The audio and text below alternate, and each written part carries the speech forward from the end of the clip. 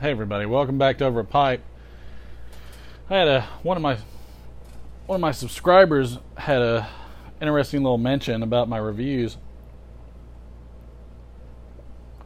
where they stated, "Oh, you're going to replace Brad from Stuffing Things." Not likely, but I appreciate it. I appreciate the sentiment. But I think what my subscriber was hinting at was that all of these attempts for monetization is taking away from our enjoyment in the YTPC.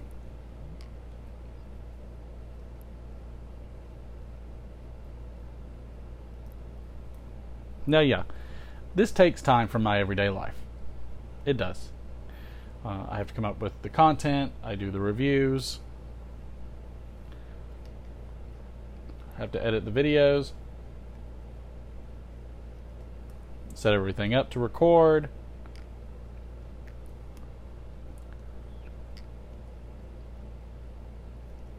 So it does. It takes a lot of time. Right now I am smoking my Missouri Meerschaum pipe. Is that a legend? Is that a... I don't know what it is.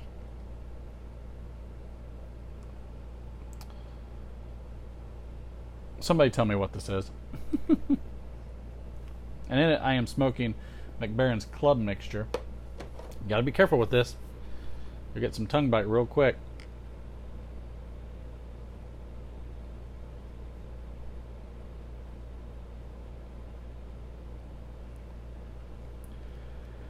But I think a lot of people are feeling a little disenfranchised.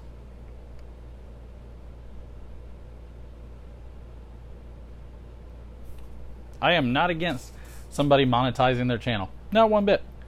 To me, I feel like, we're putting in time for a lot of this stuff and we're providing entertainment. So, yeah, I don't... Brad from Stuffing Things got a lot of harsh criticism because of his stance and trying to work his way around the algorithms to make sure he's not being demonetized.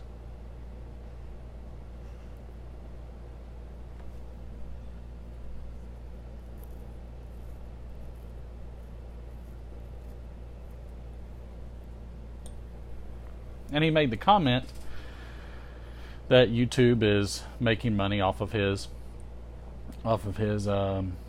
content. And I remember reading one person's comment where they said YouTube's not making any money off of his content, they make it off of ad revenue. Which is correct.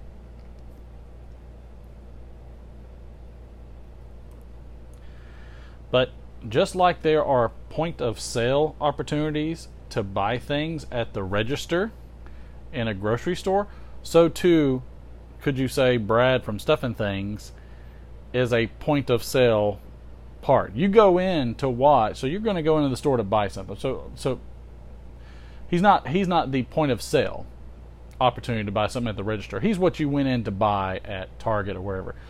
The thing is that YouTube is counting on his content to bring myself and everybody else to his channel to watch.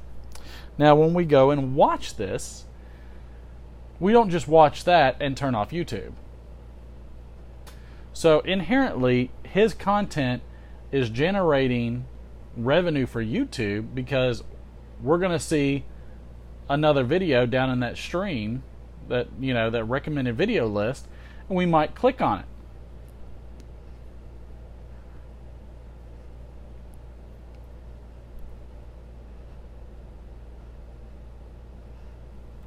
So I don't begrudge Brad.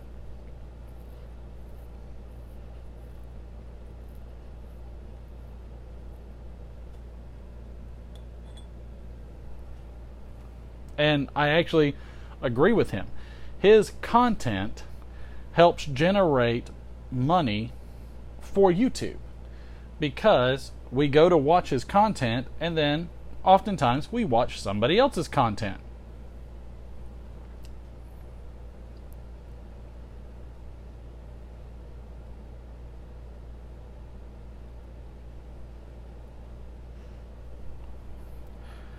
Now, I'm of a mind that I'm not really looking to monetize. One thing I'd like to do is get my live streams back, because that was a pretty integral part of my content in providing live streams for tobaccos, specifically esotericas.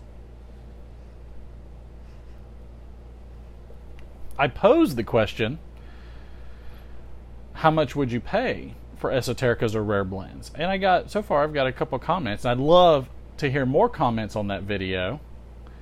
So if you haven't checked out how much would you pay for esoterica, Penzance, and Stonehaven, please take a look at that. And I want everybody's feedback. I've gotten great feedback so far where one person said they would spend $5 or $10 a month, very similar like a subscription, to have access to either email or phone calls, email or text messages, to be able to purchase an esoterica drop.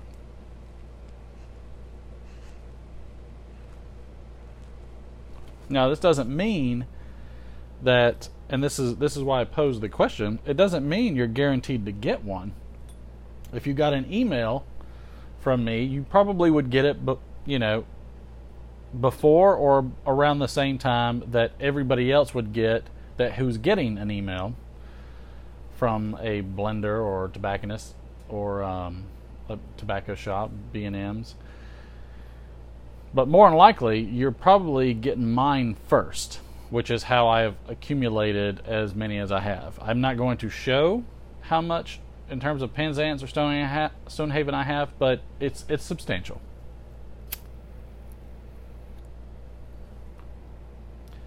Enough so that the hunt is still fun, but I don't, I think I'm a little past how much enjoyment or the amount of thrill I get from purchasing it.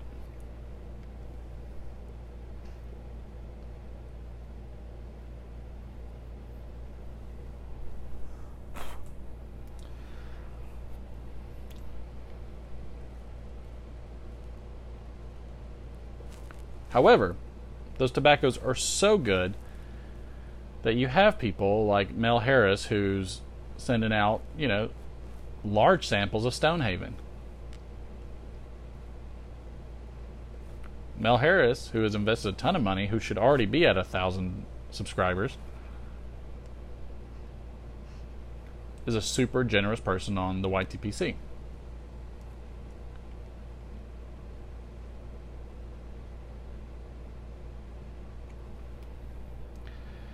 And part of what I've done with the live streams is to do the live streams to not only assist other people with getting esotericas, which, I love everybody that's gotten them, and I've gotten a lot of feedback about that.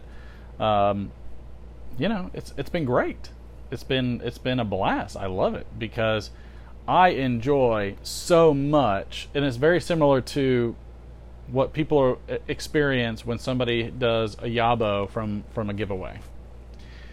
When somebody opens a package from somebody and they get a tobacco bomb or what have you, part of that giveaway is the thrill and enjoyment of surprising that person and making them happy. And that's what we do.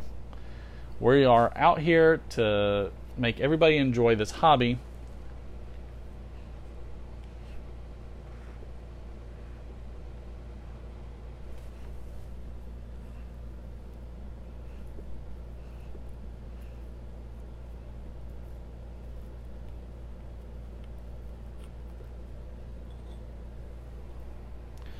We're out here to help everybody enjoy this hobby. We're out here to enjoy some of the social aspects of doing the videos and responses. We are also out here for our own selfish reasons, to get to 1,000 subscribers. Yeah, we could I would venture that most of us could do something different on YouTube and probably be well beyond 1,000 subscribers already.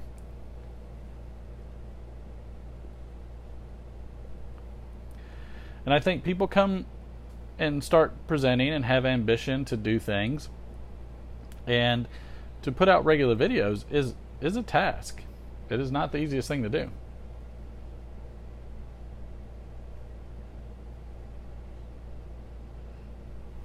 So, is it fun? Sure, it's fun. It's great. I like when I see, subscribers, that come in that are brand new. I like to see when I have, a whole bunch of views. I like the likes and I like the dislikes. I like when somebody actually, says something contrary to what I would think. I have a subscriber that told me specifically, and you can see it on the previous video about buying Esotericus, he's been a pipe smoker for 50 years. He's gonna die. Well, we're all gonna die. He will expire before he ever gets a chance to try all the wonderful blends out there.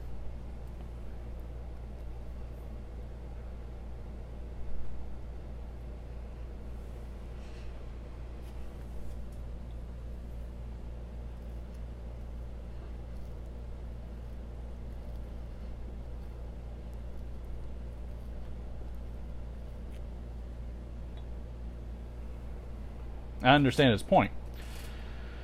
To that point, I think Esotericas, Germains, some of the Gauss, Wessex, Rattrays, some of those. But I would like for everybody to have gotten an Esoterica.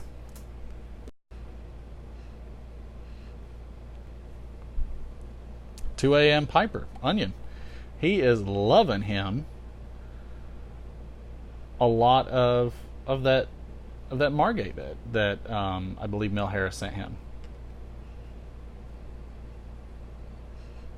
With good reason. It's a wonderful tobacco. It's my favorite Esoterica blend.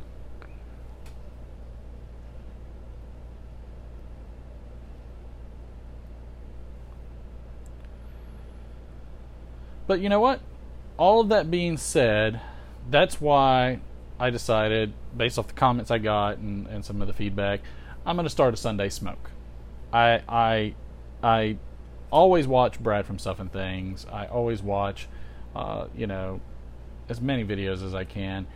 And I am one of those that it irks that he says a pleasant Sunday Stuff and Things. No, it's pleasant Sunday Smoke. This is a Sunday Smoke. We're having a Sunday Smoke. We're going to enjoy this Sunday Smoke. I'm not getting monetized. Now, I have put it to people again about maybe doing a subscription to have the ability to purchase some of these rare tobacco blends. We do a lot of subscriptions all the time.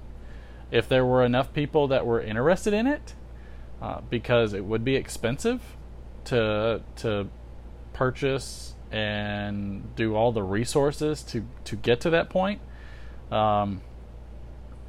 If there were that many people willing to want to do it for $5 to $10 a month, I would do it. Yeah, I would do that. But it would have to pay for my costs.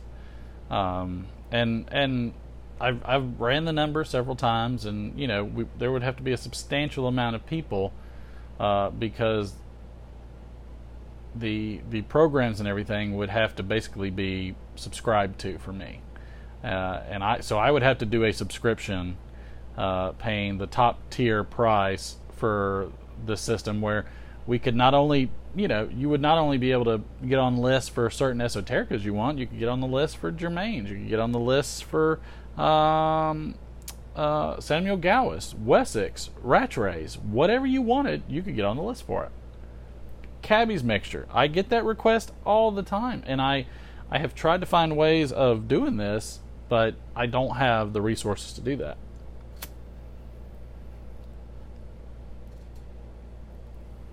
Now, somebody smarter than me could probably make money off of that, and do some kind of venture. I would, as long as I covered my costs, I would be fine with it. And to me, that's a tempting idea.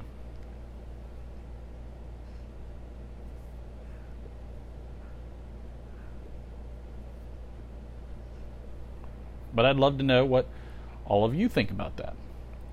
So go back and watch that video and let me know. But anyways, would you like a Sunday Smoke? Would you like? Is it too much of a ripoff? So here's the question. Should we do an Over a Pipe Sunday Smoke? Should we do an Over a Pipe Pleasant Sunday Smoke? Do you miss it? If so, do you have questions that I can answer for you? Gribbs, one of my favorites, always has questions, and I love it. We probably need more question and answers in this to have more people joining in the conversation. So I would say, yeah, put in the comments below, hashtag OAP. That's all you gotta do. Hashtag OAP, and ask your question. I will honor the same that Gribbs does. I don't care if they're big, small, out there, in there, whatever.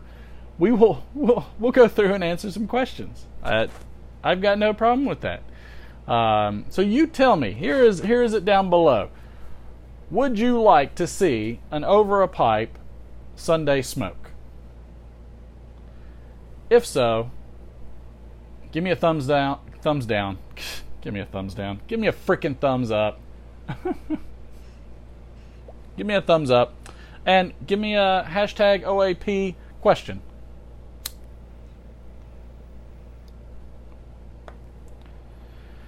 The other question would be, would you like to see more live streams other than just the Esoterica drops? I refrain from doing live streams because people have hit the notification bell so they know that I'm going to be doing a tobacco drop. And preferably I'd like to keep it that way because I don't want to abuse that. That's not something I want to do. But we do have a lot of fun on the live streams. So you tell me and let me know what your thoughts are. This is Martin from Over a Pipe on a Sunday Smoke. Pleasant. So pleasant. The pleasantest Sunday Smoke.